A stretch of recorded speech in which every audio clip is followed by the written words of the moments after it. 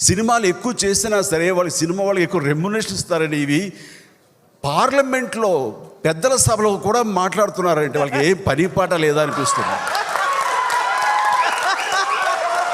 Sir సినిమాలు చేస్తున్నావు అంటే సార్ బిజినెస్ అవుతుంది కాబట్టి డబ్బులు ఇస్తున్నారు కాబట్టి మళ్ళీ తీస్తున్నారు.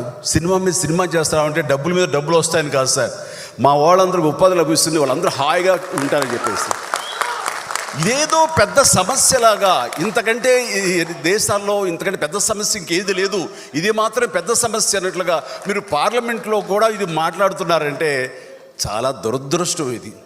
ప్లీజ్ సినిమాని దూరంగా ఉంచండి. సినిమా మా కష్టాలు మేమేమో పడతాము, మీరు కనుక ఆదరిస్తే సంతోషం.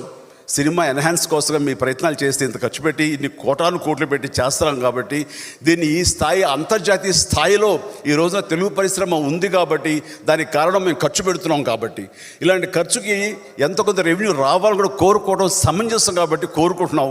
వీలైతే ప్రభుత్వాలు సహకరించండి, అంతేగాని అణగదొక్కడానికో దీని ఏదో తప్పని దేశవ్యాప్తంగా ఎత్తి చూపించడానికో పెద్దల సభ వరకు రాజ్యసభ వరకు కూడా మీరు దయచేసి చేయొద్దని సవినయంగా విరమించుకుంటాను.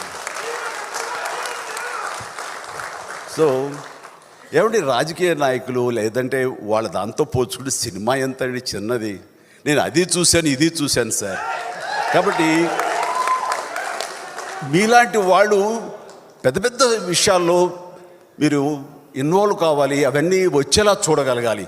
అది ప్రత్యేక హోదా గురించి కానివ్వండి, లేకపోతే మనకున్న ప్రాజెక్టుల గురించి కానివ్వండి, లేదంటే రోడ్ల నిర్మాణం గురించి కానివ్వండి, లేదా పేదవాళ్ళ కడుపు నింపే పథకాలు కానివ్వండి, ఎలాంటివి కానివ్వండి, ఉద్యోగ అవకాశాలు కానివ్వండి. అంతేగాని పిచ్చుకు మీద బ్రహ్మాస్త్రంలాగా సినిమా ఇండస్ట్రీ మీద ఏంటి సార్?